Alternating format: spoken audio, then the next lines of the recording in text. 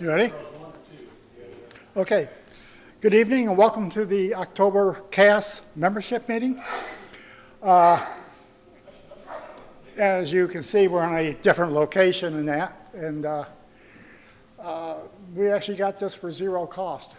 We had to get a deposit, but other than that, it's a pretty good deal.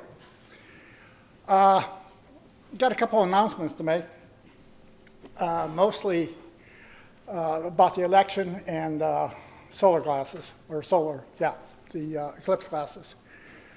On the election, we have pretty much back to a full slate. We have Jason Hisson has nominated himself for a trustee position.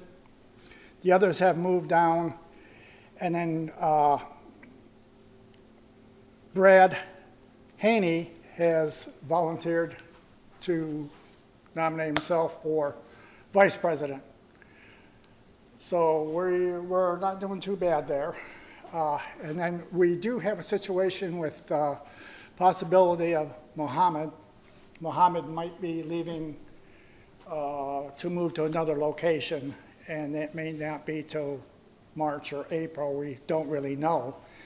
And at that time, Mark Peter has volunteered to fill in as a trustee then. But anyone who would like to throw their hat in the ring, you're more than welcome for any position that you want, okay? Just let us know, contact any officer.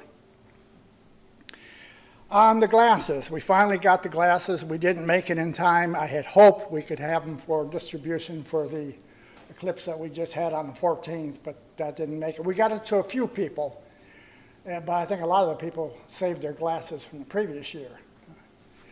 I've got glasses here tonight. I've got them in, for those who want them for themselves, I've got them to where you can buy an individual or two or three, whatever you want. I've got loose ones. They're $3 a pair. And then for those who would like to help sell them for the club, I have them in packs of 5, 10, and 50, okay? If you're selling them for the club, you do not have to pay for them ahead of time. What you do have to do, though, is whatever you sell, collect the money, turn the money back into us, and any glasses that you turn in, do your best to keep them in good shape, okay? I really don't want to have to haggle over it or anything, but do your best, okay? Can't think of anything else to say about it. That's about it. Okay, yeah. Hey, Jim, could you run down the current slate of nominations or nominees?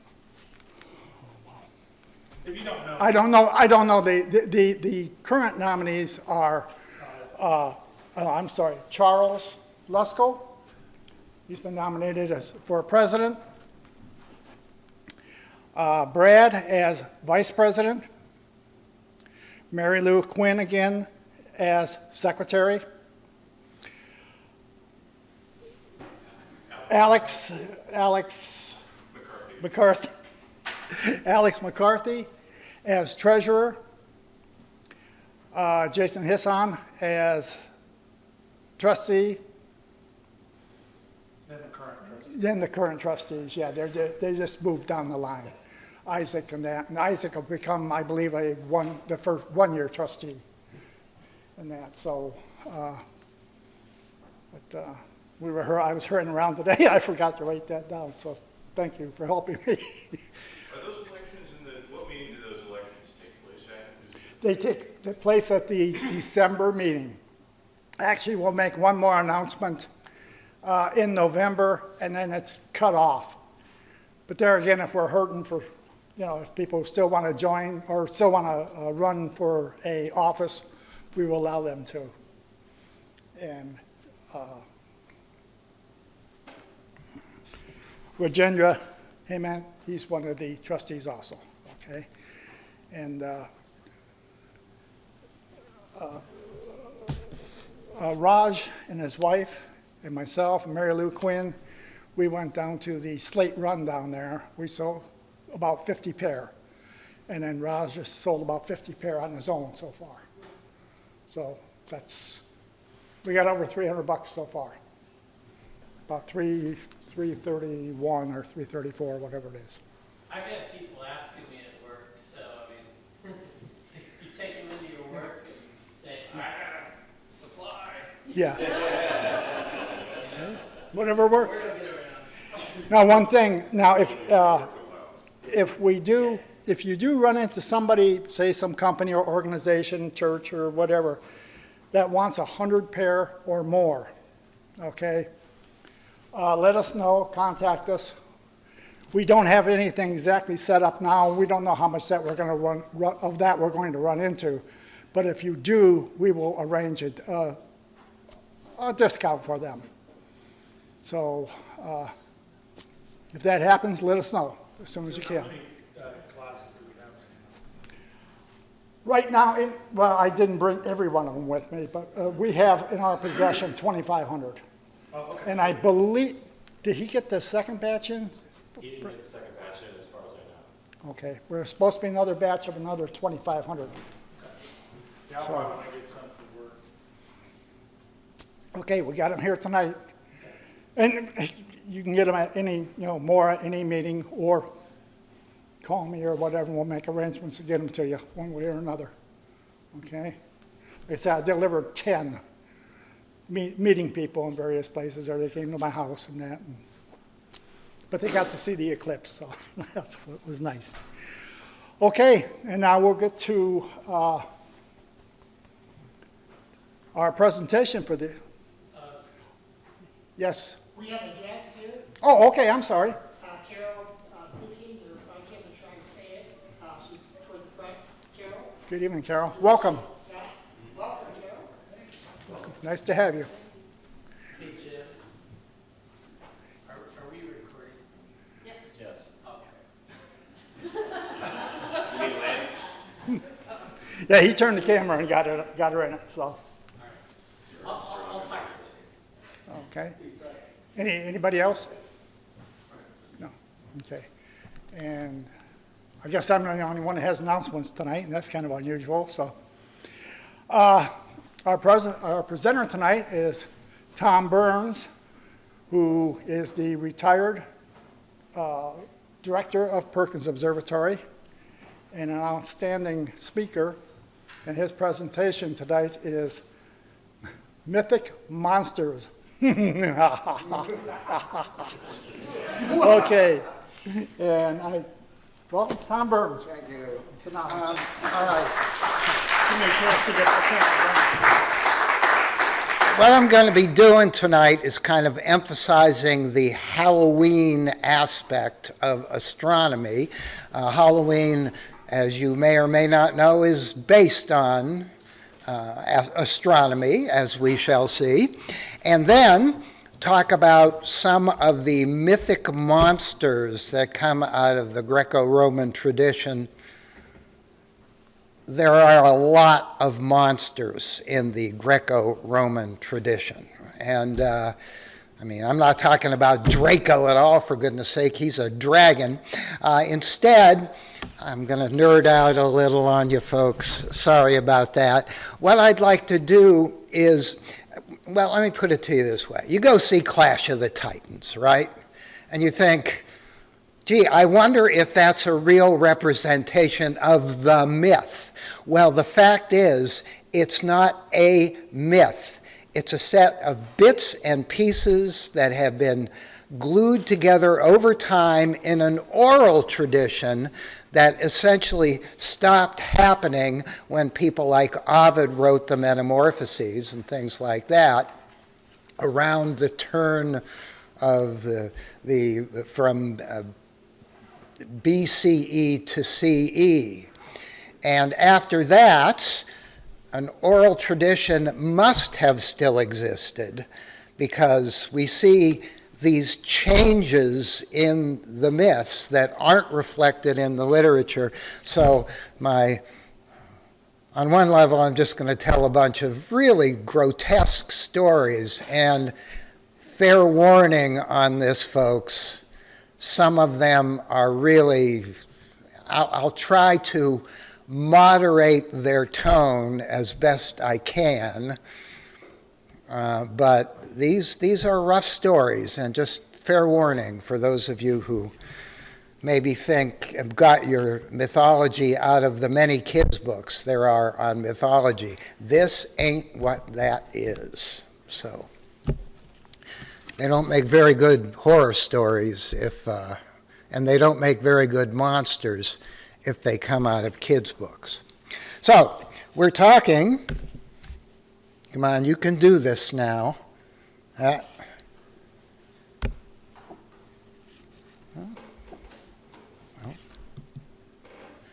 We're talking about the cross-quarter days. Now, everybody knows, I think, and I'm just going to step away from the microphone. Can everybody hear me okay? Okay. Sorry, I can't help myself. There are 4 dates with which I'm sure you are familiar with. And they are the 2 solstices, the winter and the summer solstice, and the spring or vernal equinox and the autumnal equinox. Well, traditionally, in most cultures, there are 4 further divisions halfway between the solstices and the equinoxes, and those are called the cross-quarter days. One of those is coming up on, November 7th. Why? And the date that we are celebrating, October 31st, was the cross-quarter day back before the change between the Julian and the Gregorian calendar, which unfortunately didn't happen in England until the mid-18th century. So, the Celts, who kind of founded the mythology of Halloween, would have celebrated it on or around October 31st in the old Julian calendar. And it's funny, because you change calendars, but certain things about those dates simply don't change. What we are talking about is, on one level, All Hallows Eve. That is the evening before All Saints' Day. But All Saints' Day was the attempt by the Roman Christians in the early days post-CE to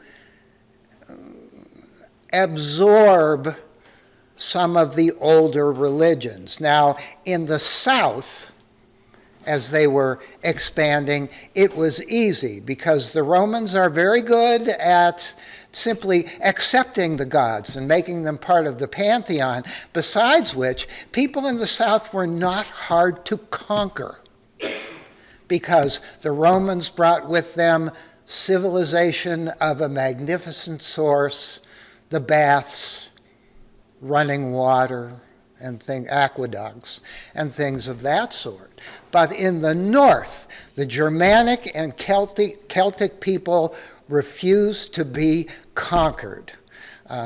You've probably heard stories of the Picts with their blue skins painted blue, storming down from Scotland and overwhelming. That's why Hadrian's Wall was built. They were just so difficult to turn into Romans or areas controlled by Rome.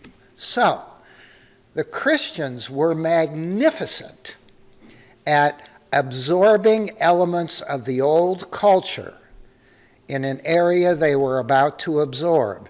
And that's what's happening here. Now, the 4 cross-quarter days are kind of a reflection of that. February 2nd, of course, is Groundhog Day, that's right. And it's important to note that the Celts did not see that as the middle of the season the way we do. They see it as the beginning of the season. They didn't mark the beginnings of the seasons from the equinoxes and the solstices. So you can see how Groundhog Day really fits in there, because it could be the beginning of spring, unless, of course, the groundhog sees his shadow or doesn't see his shadow. I can't remember. In any case, it's totally bogus, but there it is. And then May Day, which is May 1st, is, and then Lammas, which kind of translates as Loaf Mass, on August 1st, which, by the way, Lammas is not celebrated anymore in the United States, but in some cultures around the world it is celebrated as a Catholic Mass, the loaf symbolizing, of course, the Eucharist. The most sinister of all cross-quarter days was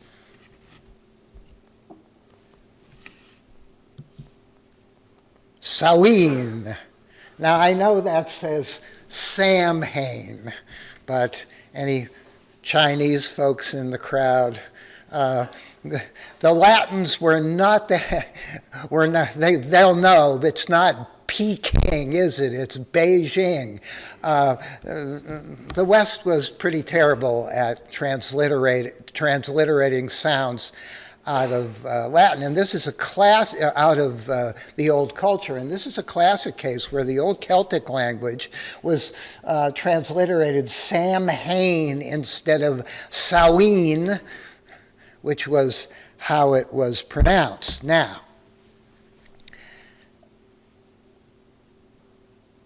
Samhain was the beginning of the dark time.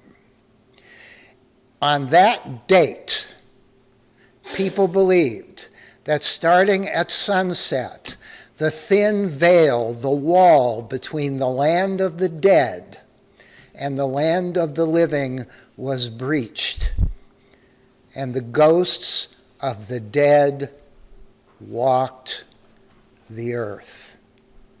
And this scared the bejabbers out of people, so that they took to fighting the ghosts any way they could. Typically, they would build a great bonfire. The Druid priest would build a great bonfire, and people would stand around it to keep the ghosts away.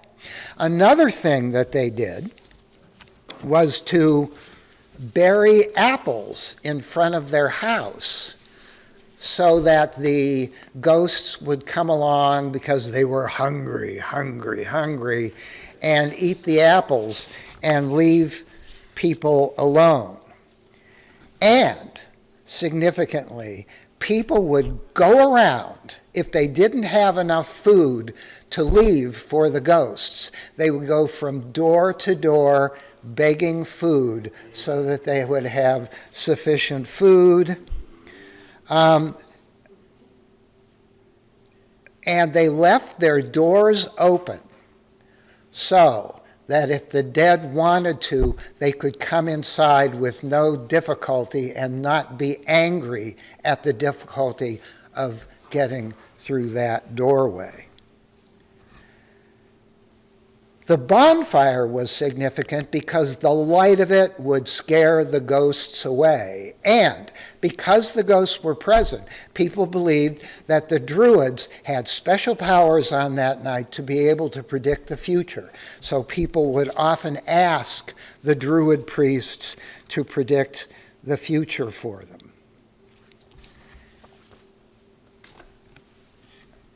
Another element of this, there's been a lot of scholarship on this point,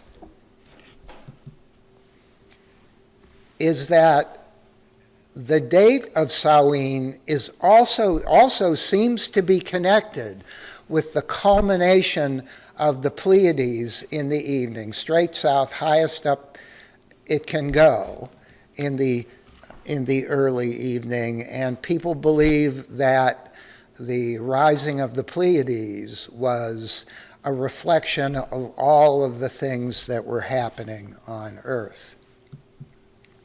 Now, I could talk about a lot of monsters tonight because, of course, the sky is filled with them. But I'm only going to talk about two. There might just be a bonus monster or two for you if you're good. Because the first one, Cygnus, the killer swan, is normally not associated with the kind of monstrous behavior, and oh, it is monstrous, that we normally associate the constellations with. The second one, I've just been dying to do this, and thank you for the opportunity of doing this. I went to see the first Clash of the Titans movie, and I said, oh my gosh, what a paste-up job this is, because it took maybe a dozen different mythological references and tied them together into a story that in some ways doesn't make a whole lot of sense if you've read these original sources, which I have in translation, I might add. By the way, folks, if you really want the most beautiful rendition of these stories, I would strongly recommend going to the library or whatever and get a copy of Ovid's Metamorphoses. It's not just that he tells the stories well, is that he does so with the heart of a poet, and some of the descriptions. For example, the monster Cetus or Cetus plowing through the waves toward the helpless Andromeda is one of the great pieces of literary fiction ever written. Okay. Well,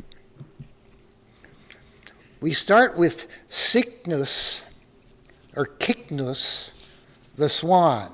By the way, just because I'm being a nerd tonight, there is no S sound for that C, either in Greek or Latin. If you see the name of the lady in the lawn chair, do you pronounce it Cassiopeia? No, you do not. So, and by the way, when they spelled Cygnus, the Greeks, it's C-Y-C-N-U-S, Cygnus, which I will forget completely. Not all of the stories are monstrous, although they do all involve monstrous behavior of some sort. And there are actually 4 stories associated with Cygnus, none of which are related to each other. And it's hard to tell which Cygnus we're talking about, except that the ancient commentators refer to all 4 of the stories as referring to the constellation we see in the sky. The first one is one you might be familiar with, the story of Leda and the Swan. How many of you have heard Leda and the Swan? A few of you. Okay, good. It is a reflection, and well, excuse me, I'm trying to put this as carefully as I can, a reflection of the kind of out-of-control nature of the gods. That is, Zeus was the king of the gods. He would throw his mighty thunderbolts, sometimes for no reason at all, except for human beings to suffer. But what characterized him most, and you see it in story after story, is his, how shall I put this? His predisposition toward mortal women, which got him in a lot of trouble with his wife Hera, or Juno, except that, of course, she couldn't do a darn thing about it, and thus she tended to take it out on the poor women instead of Zeus himself. This, by the way, comes up a lot, as we shall see. What's interesting, I think, most about the constellation is if you look at the first references in the 8th or 9th century BCE, that's Hesiod and Homer. Hesiod, the poet and collector of these stories. Homer had other fish to fry, but he makes reference to some of these constellations, is that it was not called Cygnus or Kyknos at all. It was called Ornis. It was a kind of generalized bird. Sometimes the Arabs called it the hen.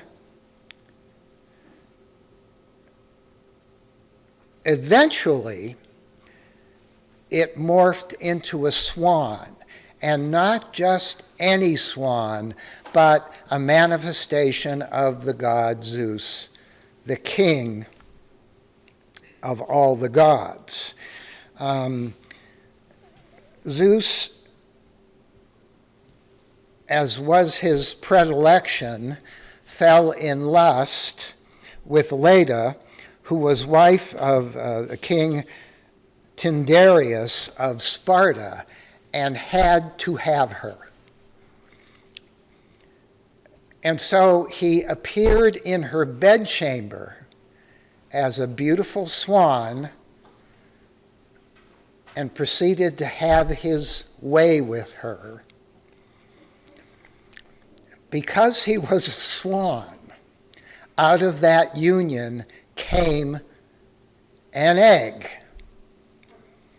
It didn't help, I might add, that King Tiresias returned from the wars that he was involved in that same evening after Zeus and the swan had left, and also had conjugal relationships with his wife. And it was thus that the egg gave birth to not only Helen of Sparta, later to become Helen of Troy, but also the twins Castor and Pollux, one mortal like a human and the other immortal like a god.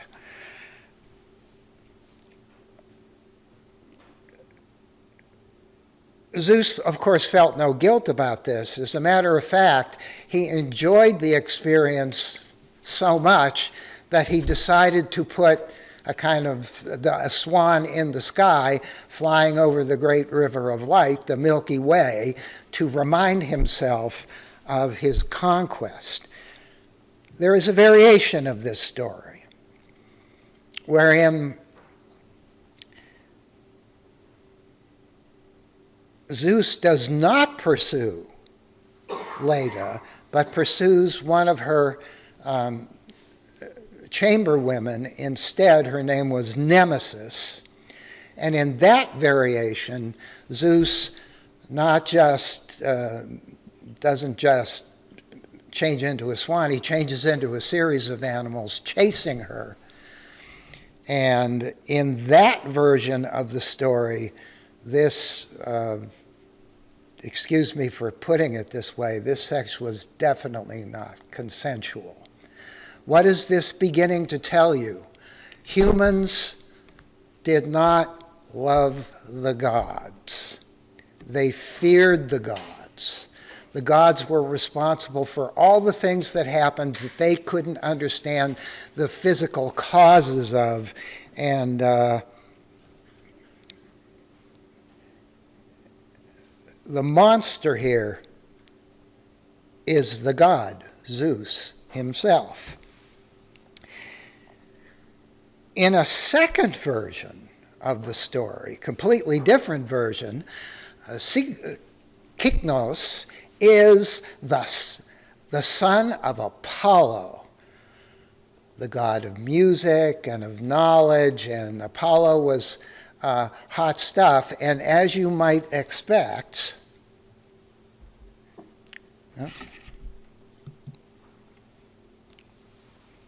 here we go. Cygnus. Notice the proximity of Cygnus to the lyre, which is Lyra, the lyre of Apollo. As son of Apollo,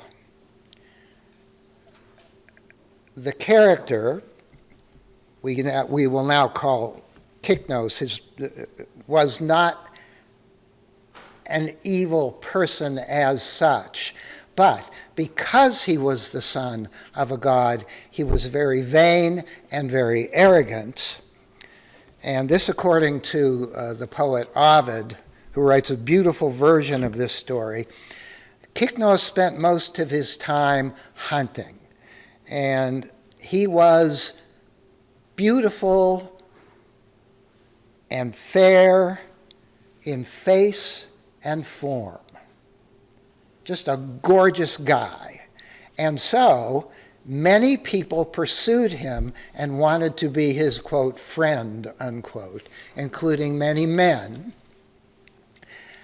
But in his arrogance as a half-immortal, he rejected them all except for one, Phileus, who loved Kyknos with a passion that transcended Kyknos' arrogance. Little did he know that Kyknos' arrogance transcended anything that a human being could experience.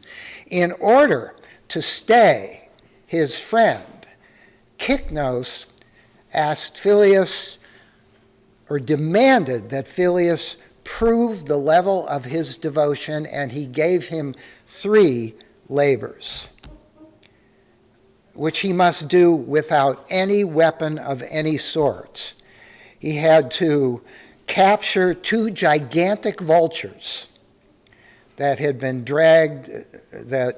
threatening the area, and he had to kill a lion that was threatening the region, again without weapons, and finally drag a gigantic bull, still living, from a place in the field up to the temple of Zeus to act as a sacrifice. Phileus was clever. He got the lion drunk and garroted it with his clothing.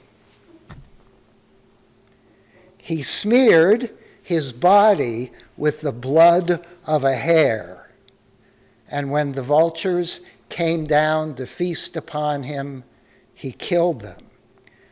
And finally, he found 2 bulls that were weakened by a battle that they had had, and he dragged one close to the altar of Zeus, at which point he stopped and realized the horror that he had just been through and questioned Kyknos' ability to ever love him back in the same way that he loved Kyknos.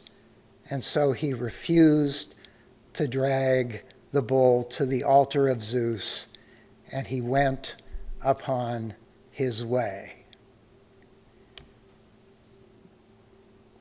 Kyknos was alone, and feeling the weight of that loneliness, he climbed to a tall cliff, jumped off of the cliff, and was about to die when the gods, specifically his father Apollo, took pity on him, transformed him into a swan, and put him up in the sky as the way we see it today. This vase, by the way, shows Apollo on the back of Kychnos the swan. And how do you know it's Apollo? Can you tell?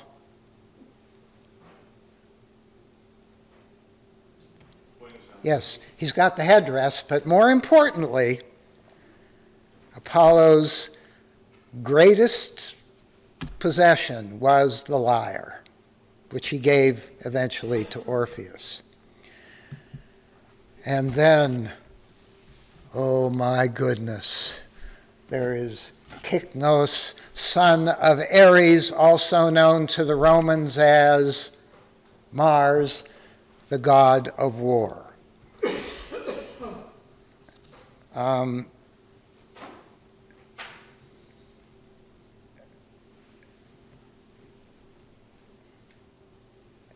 You can imagine what it must have been like growing up under the influence of the greatest of all killers in the Greek and Roman pantheon. Kychnos developed some interesting hobbies.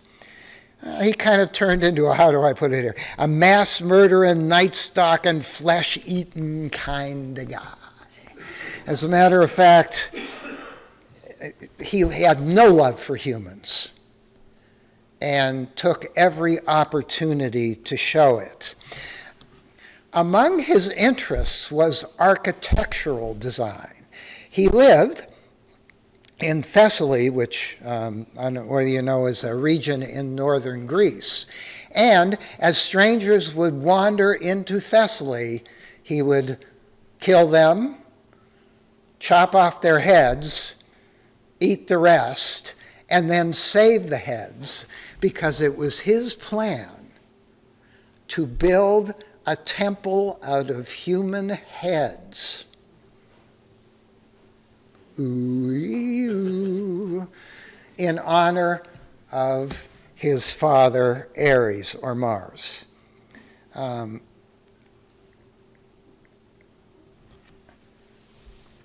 The closest analog, I don't know how much you know about kind of Indian philosophy, the closest analog to Kychnos was probably Kali in Indian mythology, who wore, among other things, a necklace of human skulls around her neck.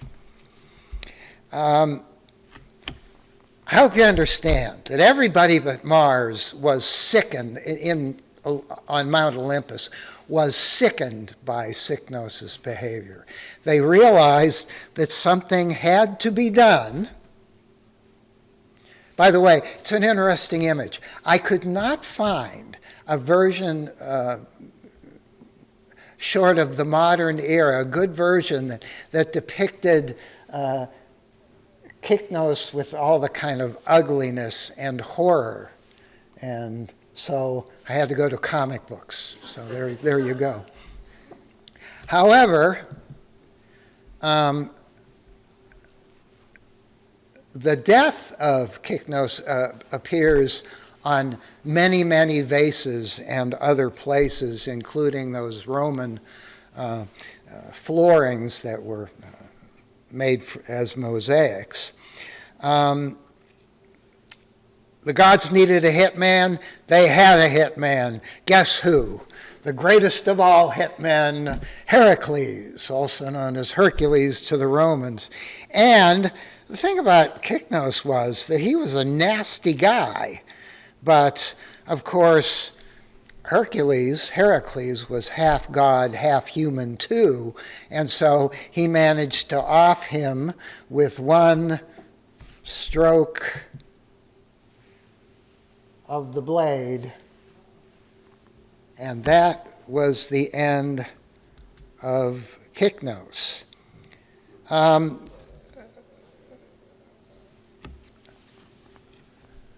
Mars, or Ares, loved his son. And to show that love, he turned this monster into a very ironic and beautiful swan and put it in the sky again, flying over that great river of light we call the Milky Way. I feel like I'd be cheating you if I didn't talk a little bit about the version of this that you may have heard, and that's the story of Phaethon, the son of the Titan Helios, who was half mortal, half immortal. And the trouble was that nobody believed him. When Phaethon went around, told his school classmates that he was the son of the sun god Helios, they simply did not believe him. And so, goaded by his friend, his only friend, Phaethon, he decided he would show them a thing or two.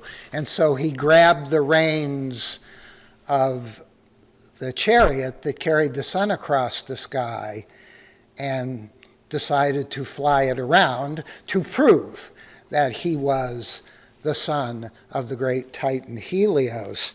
Unfortunately, he wasn't very good at it. First timer, you know. And among other things, the Greeks say that he came close to the Sahara, what used to be a verdant land that we now call the Sahara Desert. He burned the Milky Way in the sky, one of the many myths that try to explain the Milky Way. So that finally, Zeus, seeing the problem, whacked him with a thunderbolt, and he fell, plummeted into the river Eridanus, which, by the way, I hope you know, is also a constellation. Cycnus, decided that he would try to save his friend. And so he dove into the river Eridanus, and he searched, and he searched, and he searched, and could not find him. And because he had goaded his friend to do this crazy thing, he felt guilt beyond measure, so that the gods changed him into the swan and put him over the river of light called the Milky Way, because as everyone knows, well, maybe you don't, the Milky Way is the extension of the river Eridanus in the sky. Poor Cycnos doesn't come out very well, does he? And I wanted to illustrate, you probably won't be able to see this, I was just going to read it, just the beauty of Ovid's prose as he is describing the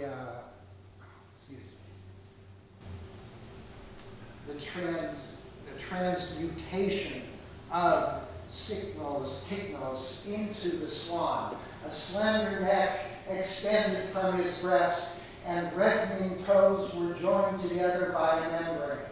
Wings grew from his sides, and from his mouth was made a blunted beak. Now Cycnos is a swan, and yet he fears to trust the skies and Jove, for he remembers fires unjustly sent, and therefore shuns the heat he abhors and haunts the spacious lakes and pools and streams that quench the fires. Where else but over the great river we call the Milky Way? Yikes. I promised I'd only talk an hour. When did I start? Now we're going to talk about Clash of the Titans. And how many of you have seen the movie? How many of you, or one of the two movies, there are two of them, how many of you know the story, more or less? I'm asking because I don't want to tell you stuff that you already know. But in brief, we have this celestial tableau. And it makes it sound, I mean, when we look at this, that all of these people's stories are tied together. But one of the points I wanted to make tonight is that might not necessarily be true.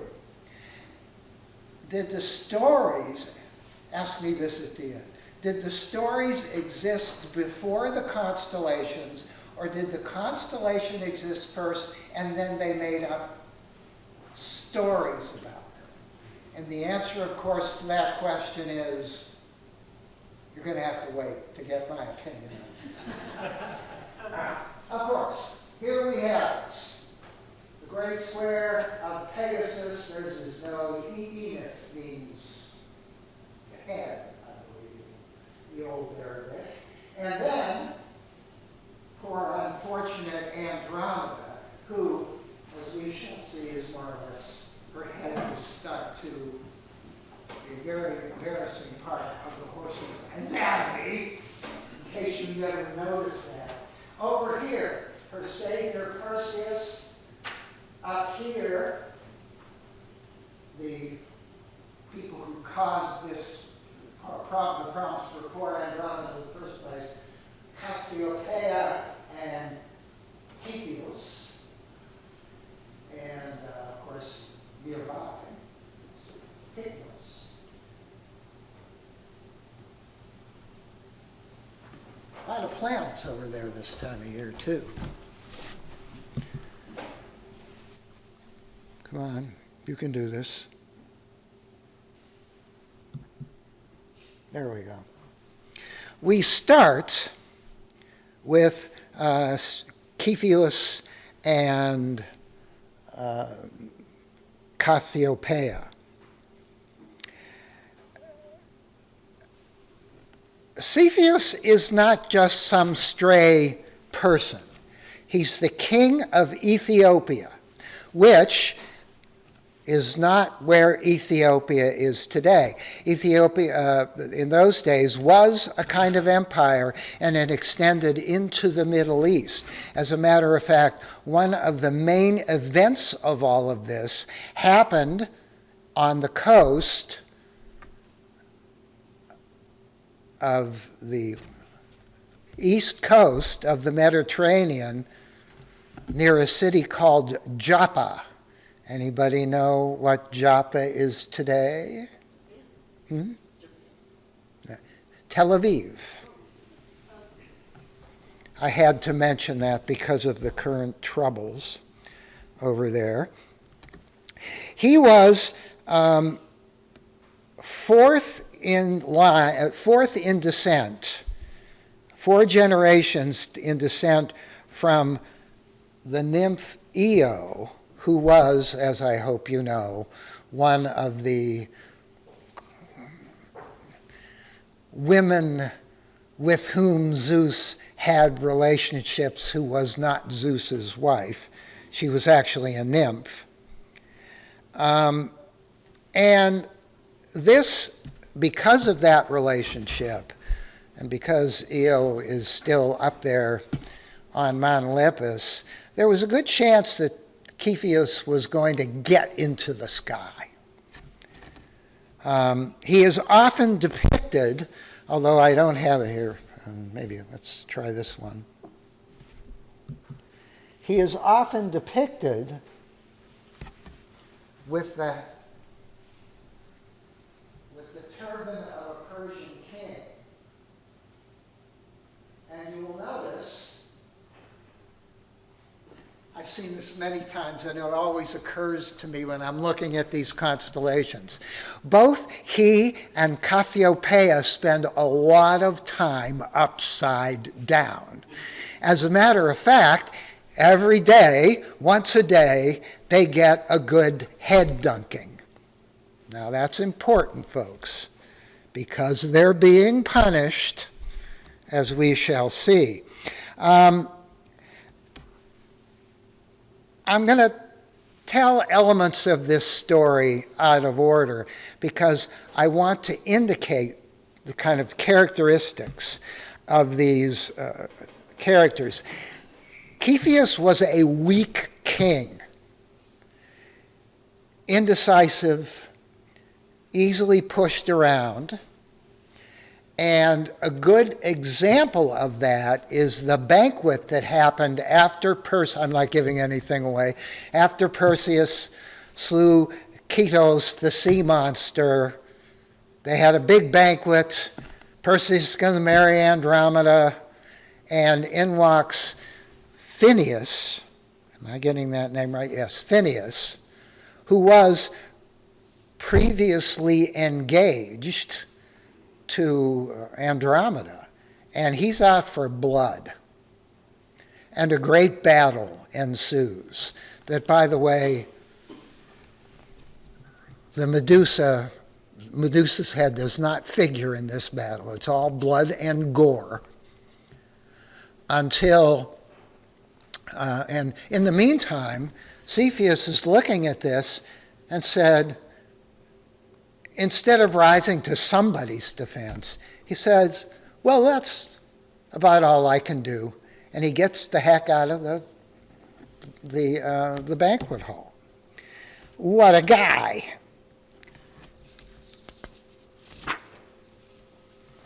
Cassiopeia. She was, I'm going to go back to this one. She's called the lady in the lawn chair. She's often depicted in the drawings as seated in a throne. As a matter of fact, the bright stars of Cassiopeia look more like the throne than they do the woman. Was vain. So vain, in fact, she's often depicted, although she isn't so much here, fiddling around with her makeup or whatever. Here, she's depicted in this 17th century depiction as holding a mirror up to her face. She was beautiful. But she made the mistake of saying that she was more beautiful than the Nereids, who were daughters of Nereus, sometimes called the Old Man of the Sea, and a good buddy with Poseidon/Neptune, the god of the sea. The trouble was that one of the Nereids, Amphitrite, was married to Poseidon. And Poseidon didn't take it well. Amphitrite didn't take it well. And so he sent the sea monster to ravage the coast of Ethiopia.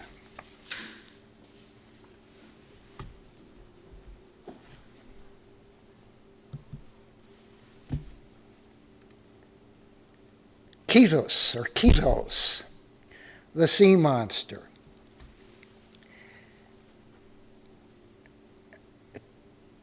To give you a sense, of just how indecisive Cepheus was, this whole monster thing happened because he couldn't make up his mind on his own. He went to the oracle of Ammon, which told him to sacrifice his daughter Andromeda to the monster, because the monster was just wreaking havoc along the coast. The monster itself, somebody translate the word Cetus for me. What do you call it? Cetus the whale. Sorry, wrong answer. Cetus was very distinctly not a whale. He was a sea monster. The depictions of him are quite interesting. This one again from the 17th century. He had the forefeet and webbed feet of some unknown animal. Huge jaws. I mean, this monster could crack a ship open. And what can only be described as the body of a sea serpent, I guess. In other words, no whale here.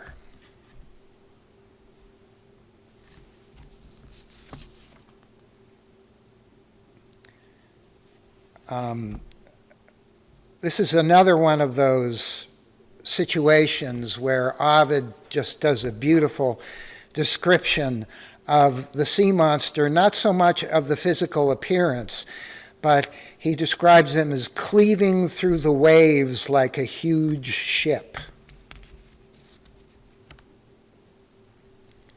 And I'll tell you the rest of this story later, but I think you probably know it already.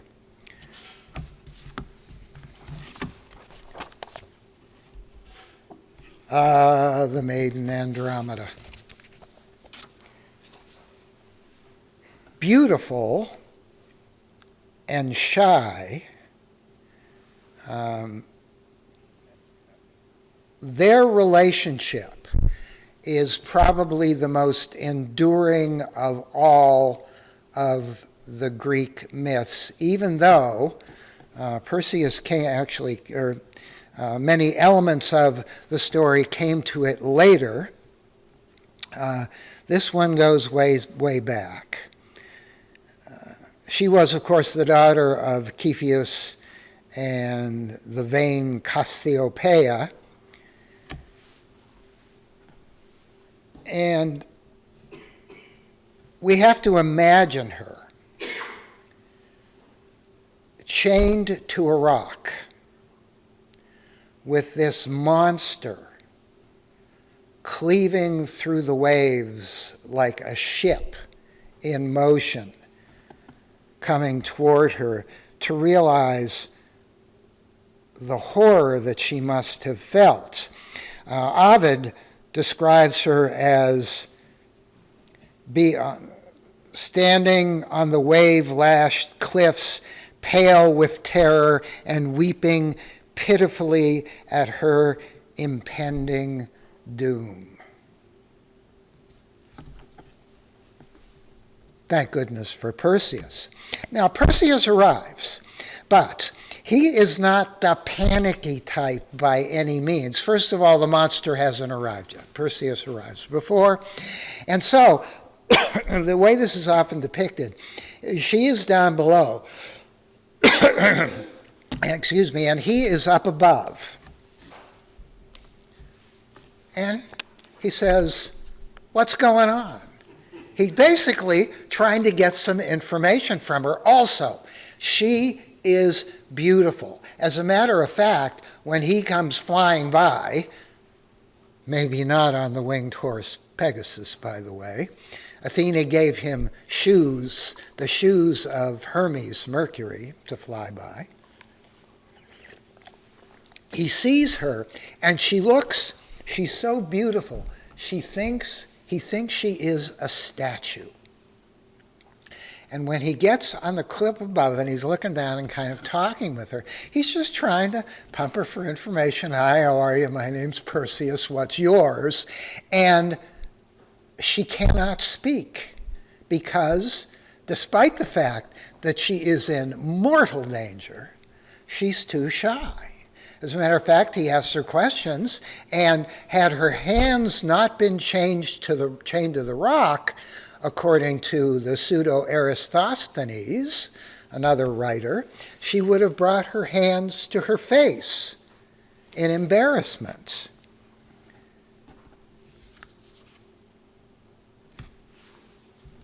Eventually, because she was afraid that her silence might be interpreted as guilt of some sort. I mean, after all, she was chained to a rock. She told him the whole story, and Perseus immediately sprang to her defense. We'll get to that in a little while.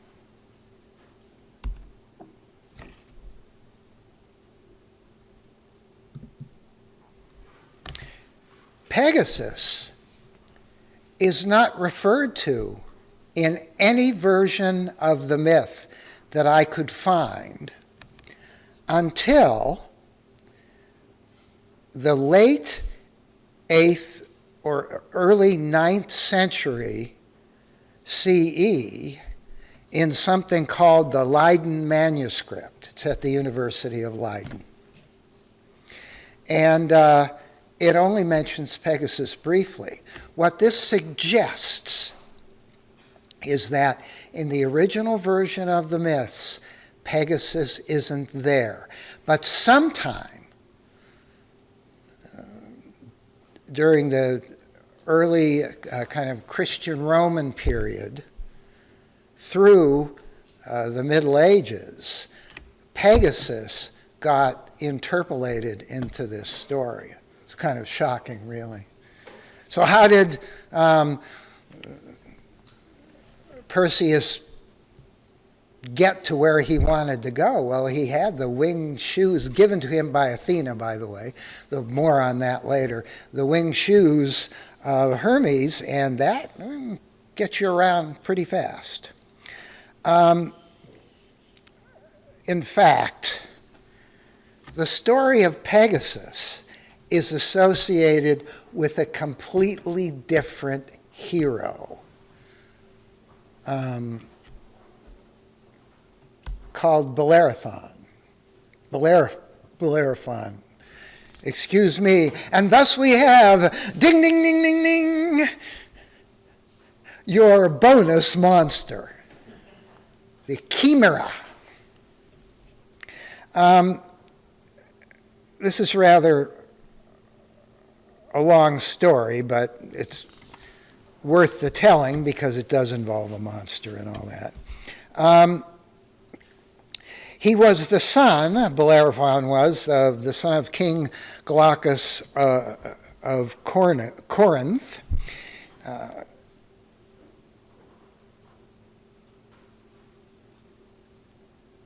According to later versions of the myth, Perseus did have some connection with Pegasus, but it's a weird one. When he lopped off the Medusa's head, out of it flew a couple of drops of blood, which fell to the ground, and out of those drops of blood came the winged horse Pegasus. Sorry about the winged. I've never heard anyone say winged horse Pegasus, so I'm going to say winged. But those drops fell into the sea, and that's important because Pegasus's main power was not his ability to fly, believe it or not.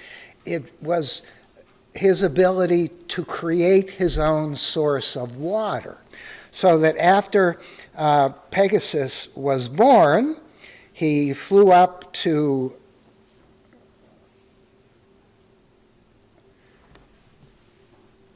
the heavens, eventually alighting on Mount Helicon, where the Muses lived, and they were amazed by the horse's ability to stamp its foot on the ground, and out of that spot would flow a beautiful spring. Pegasus, in fact, comes from the Greek word for springs or waters, has nothing to do with his ability to fly.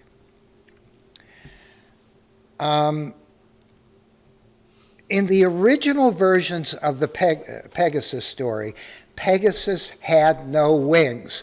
Pegasus could not fly. He was just a gorgeous, purest white, golden-maned horse. And, I might add, in those early stories, he had, as I said, he had nothing to do with saving Andromeda from the wrath of Ketos.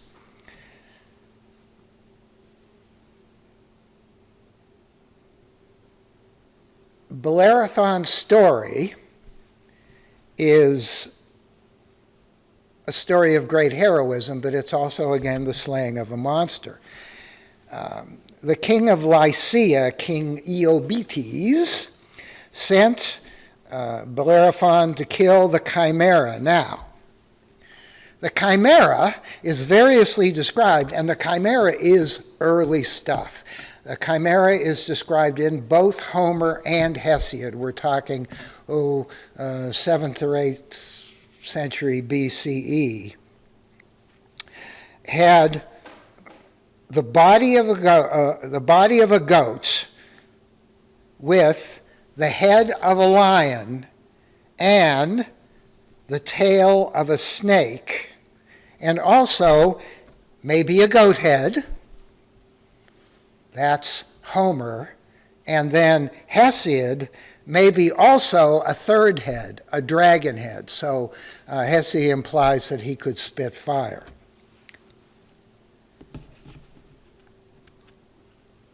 The gods were watching, and Athena decided that she would help Bellerophon. There are reasons why she helped both Bellerophon and Perseus, and we'll get to those in a minute when we get to the Gorgons. He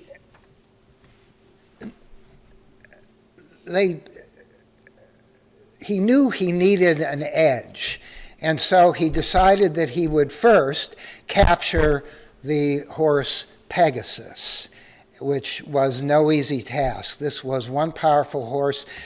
Many people had tried to break it unsuccessfully, but Athena gave Bellerophon a golden bridle, and with it he quite easily broke the horse. He rode up to meet the Chimera. And this is so beautifully described in Hesiod. The monster snapped at Bellerophon with its enormous teeth and singed his cloak with its fiery breath, but Pegasus was always able to dart out of the way. Notice, it's unclear whether Pegasus is simply darting on the ground or in the air. And finally, Bellerophon slew the beast with arrows and lance, and the country of Lycia was saved.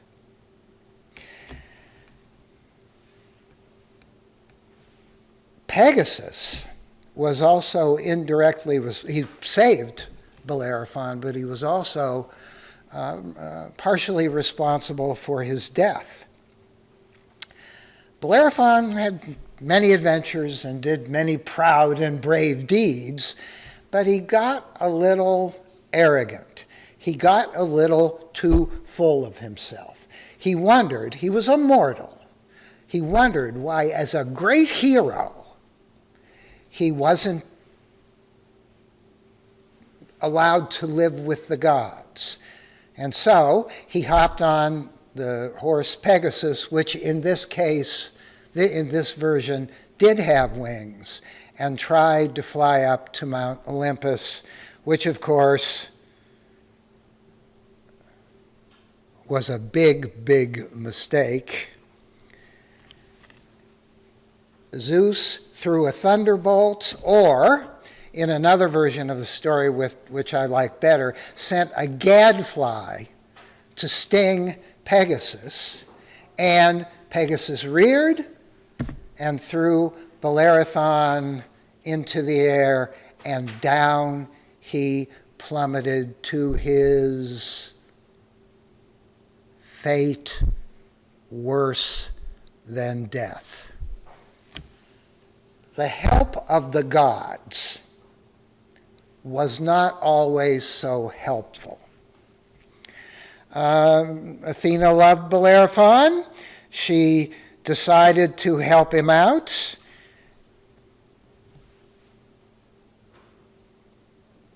Athena had softened the earth and thus cushioned the hero's impact. Instead of dying, he was made lame Pegasus flew up to Mount Olympus, where Zeus gave him the job of carrying his thunderbolts. Nice job, if you can get it. But Bellerophon was forced for the rest of his life to wander alone and friendless throughout the world, unloved, unknown, the great hero who had done so many magnificent deeds until his death at some place that was never recorded.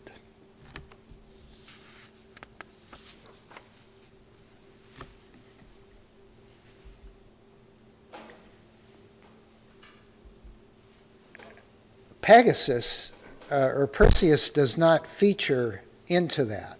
Now, we're going to talk a little bit, and I'm not going to be talking very much longer, I promise you. I'm going to skip over some stuff. Perseus is always depicted as holding, or sometimes it's in a sash around his belt, the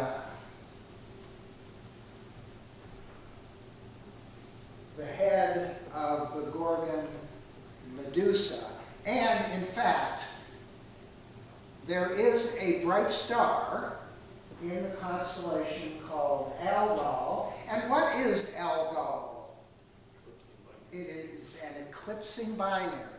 Once every, 2.5 days or so, it dims and it brightens. And this has been, for quite a long time, depicted as the winking eye of Medusa. And when Perseus is depicted, this is from the Renaissance, Bernini, he's often shown holding the head of the Medusa, who is, despite the hair and the guts hanging out from her neck, quite beautiful, don't you think? We'll get to her. But in any case,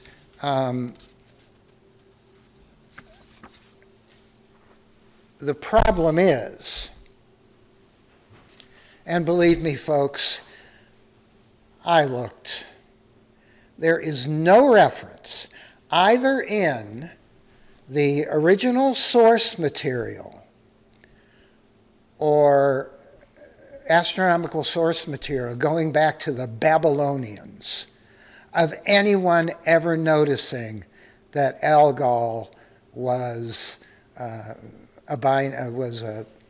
variable star. So that the association of Algol with the Medusa is probably not correct.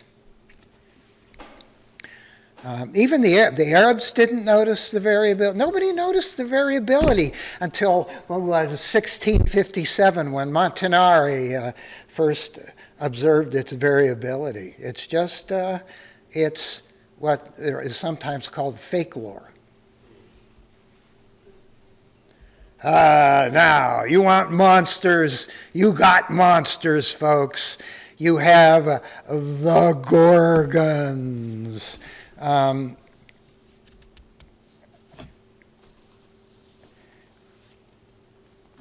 The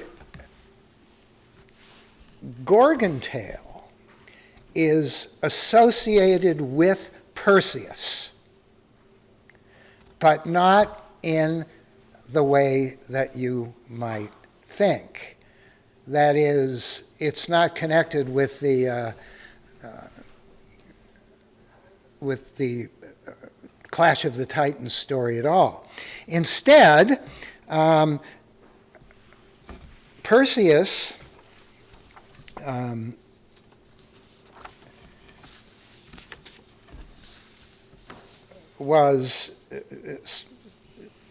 slew Medusa for familial reasons, as we shall see.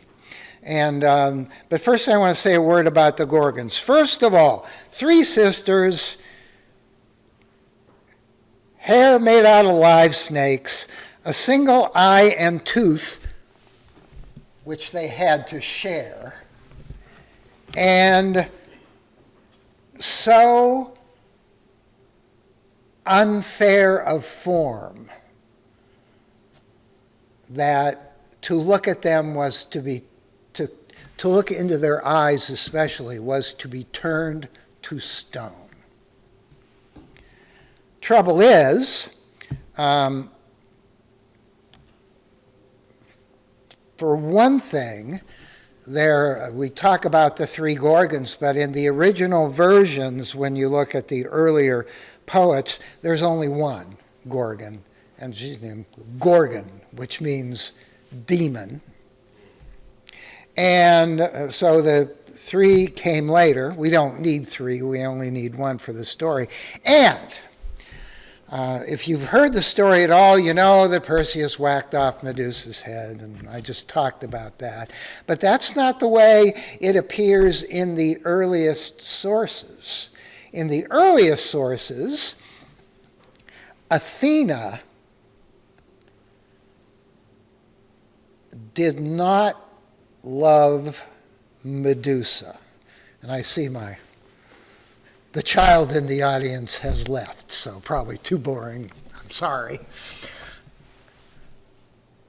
Athena was angry at this woman we call the Medusa, because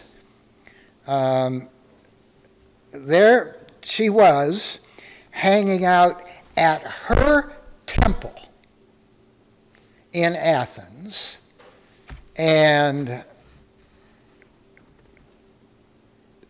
she was in that temple, and Poseidon, the sea god, came in and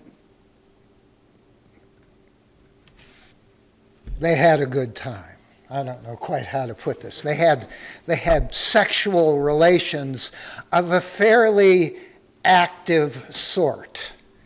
Now, Athena is seeing all this, and she is absolutely mortified that this is happening in her temple. So she's out to get Medusa. She can't do anything about Poseidon. Poseidon is as powerful as she is. So she tormented her by turning this extraordinarily beautiful woman into this hideous monster. I'm often amazed at how the Gorgons get depicted in modern times. Beautiful except for the snakes. Right? Nuh-uh. This is from a vase, I believe. And you can see that she is unpleasant looking. It's not just the snakes. It's the big, well, let me look at this carving. It's the big pointy teeth and the pig nose. And she's hideous. Now, in one version of the tale, afterwards, not only does Athena, after some period of time, slay Medusa, cuts her head off, out came the drops. Shoot. Oh, this is going now.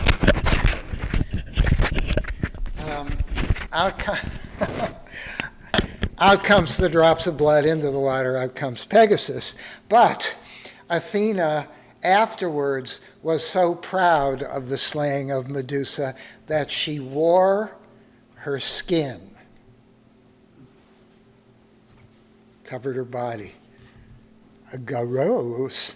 I told you, if you read this stuff in places, the usual representations of them, they are, the term from the 19th century is they are bowdlerage. humanized. That is, all of the nasty sex and violence has been removed to make them teachable in schools. Okay, but the story of Perseus and the Medusa is a long one. I'm just going to tell it briefly.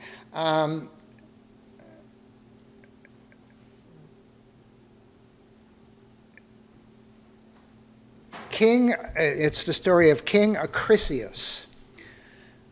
He's a ruler of the bountiful land of Argos.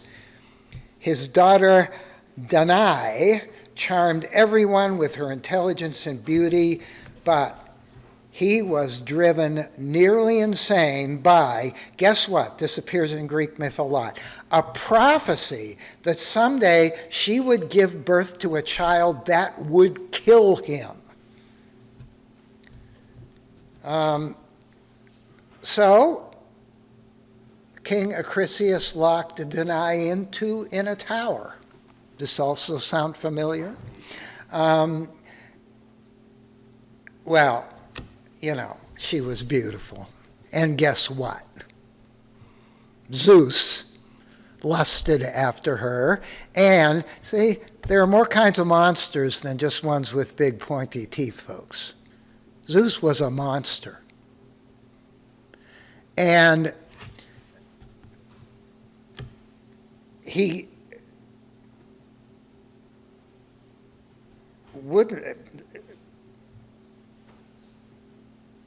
could easily see through the walls.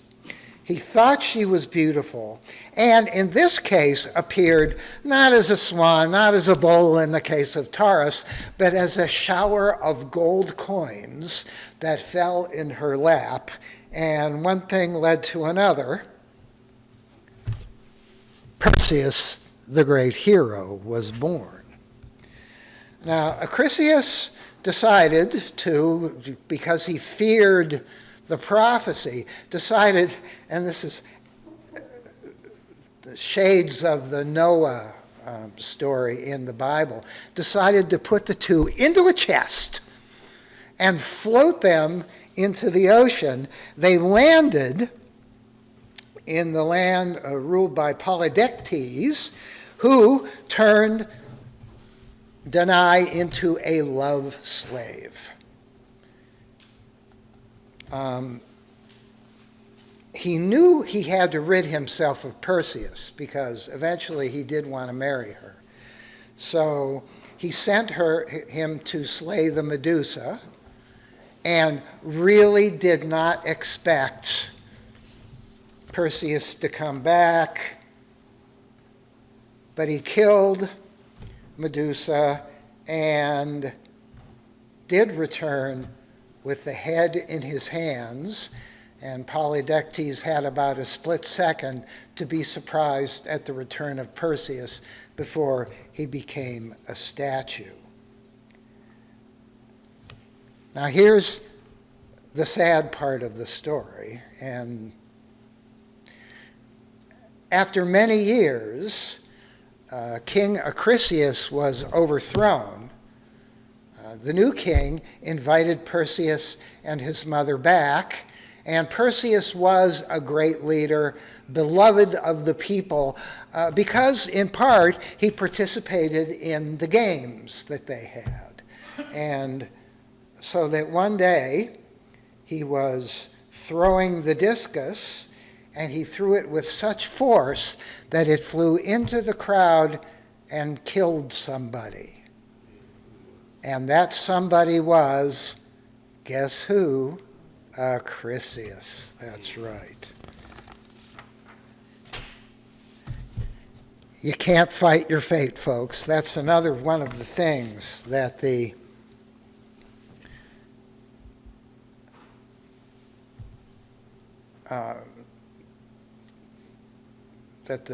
mythology tells us. So here is, in effect, a later version of the Clash of the Titans story, that great moment where Perseus comes flying by to talks briefly to Andromeda, and then because he has the winged horse Pegasus and the head of the Medusa, is able to slay the dragon. In the more, I would say, more traditional version of the story,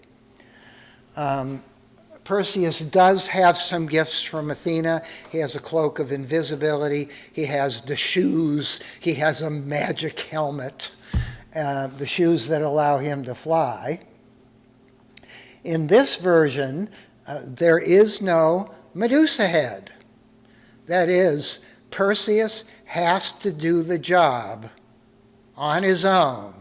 And you can imagine the carnage. He jumps from that high cliff where he was talking to Andromeda from, stabs the Cetus once in the shoulder, at which point Cetus freaks out, is flailing around, trying to get him off, trying to turn around and bite him and kill him, but Perseus stabs him again and again and again until he finally dies. Now, the part of the story that I didn't tell, and this is told beautifully by Hyginus, is that after this is all over, the locals pull the corpse of Cetus up onto the beach where they skin it, eat what they can, bleach the bones, and put them on display. So, which, if you think about it, is pretty gross. All right. Okay. And that's all I have to say about that. I actually had another ghost story to tell if there was time, but I've already talked 15 minutes over the amount of time that I promised I would talk. Be glad to answer a question or two if you can stand it. What came first, the constellations or the bell? Oh, yes. Why? Yes. Well, the answer is, listen, I've really studied this. I mean, I actually asked my daughter to translate a passage out of Latin so that I could get this, and short passage. And I've read all the commentators, and there were just a bunch of them in the early 20th century. And I have come to a very distinct and I think very plausible theory on this matter. And here it is. A drum roll, please. I have no idea. Not a clue. But here's the thing. What you're looking at is probably a set of stories and a set of constellations. And a lot of the stories came from the Babylonians, the Akkadians, the Mesopotamians, which means that the Greek constellations hadn't been invented yet. Those stories changed. So what probably happened was you had a set of stories. People began to associate those stories with the constellations. But then you get situations like this where you just got a whole lot of different, that's the one, not the one I wanted, where you have a whole lot of constellations kind of grouped together. And, yeah, I missed it. Anyway.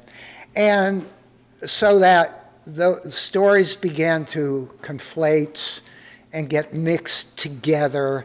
For example, I think Pegasus and the Medusa are classic examples of that. And people start to make assumptions the way they did in the 18th century, that since Algol was an eclipsing binary, then it must represent the head or the eye of Medusa, which is absolutely, there's no evidence for it whatsoever. So, in other words, I think the thing to remember about these stories is that during the period where they were orally transmitted, that is before Homer, in the 8th or 9th century BCE, this was an oral tradition. And if you ask 12 people to tell a story, you might get 12 different versions of it. And they only become canonical when somebody writes them down. The trouble is that the sources that we have, and there aren't many of them, some of them are gone completely. Aratus, for instance, this famous 4th, 5th century BCE work, is a translation and commentary on a work about 100 years older by Eudoxus of Cnidus, who would be the source. I'm only saying that because I've always wanted to say in front of an audience, Eudoxus of Cnidus. Anyway, so nobody has that document. And it's the earliest document. Now, who knows how much Aratus changed it? And the stories are different in each one of these different written down versions. So it's really hard to say. It's like screenwriters today, once they take this. That's right. I mean, I think you can call The Clash of the Titans the canonical version of this story. And it's a darn shame because it leaves out a lot of really good stuff. There's this ever, in pop culture, there's a constant conflict between canon and the desire of writers to embellish and play a game of telephone with the story. What's the real Superman story? I mean, what's the real Batman story? And why not? If it truly is or was an oral tradition, those stories changed, they morphed, they combined together, they split apart, and it's really hard to tell what the original tellers of these tales were saying, and we'll never know, because Ovid takes a lot of liberties, for instance. He does descriptions. Oh, you have to read Ovid for the descriptions alone. The section on Callisto and Orpheus is mind-bogglingly beautiful and sad. Go home, get a copy off the internet, and read it. It's just beautiful. And so I tend to go with Ovid when I have a choice, because all of the other commentators say, well, this happened, then this happened, then this happened. It wasn't until writers like Ovid came along that really turned the stories into the beautiful thing that I'll bet you $1,000 they were when they were being told in the oral tradition. I mean, if Algol is not the eye of Medusa, obviously the name Algol means the ghoul. The ghoul, yes. Which ghoul are they referring to? Yes, right. Exactly. Well, that's the point, though. That's the Arabic name, which is kind of late Roman. They did their best work during the Middle Ages, and they probably gave the name to the ghoul, to Algol, because that's what people were saying in the late Roman period. So, are you saying the Arabs did associate it with Medusa? Well, what I'm saying is that there's no evidence in the texts that Algol is associated with Medusa, and for certain, the ancients did not notice its variability. So it may very well be the head of Medusa, but it's not the blinking eye of the Medusa, and its variability does not explain why they called it Algol, the ghoul. And it may very well be that they knew about that, and it may very well be that it's the head or the eye of Medusa, but it does sound like a later invention to me. Because in the original versions of the Clash of the Titans story, he has to do it on his own. He doesn't have some fancy head to work with, and the chopping off was done by Athena, not by Perseus.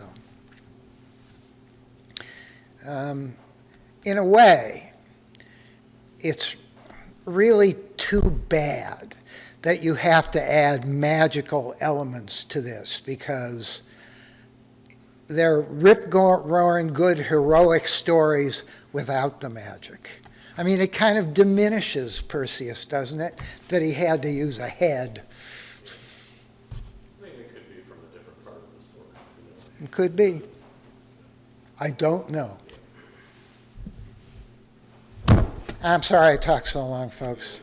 Thank you very much.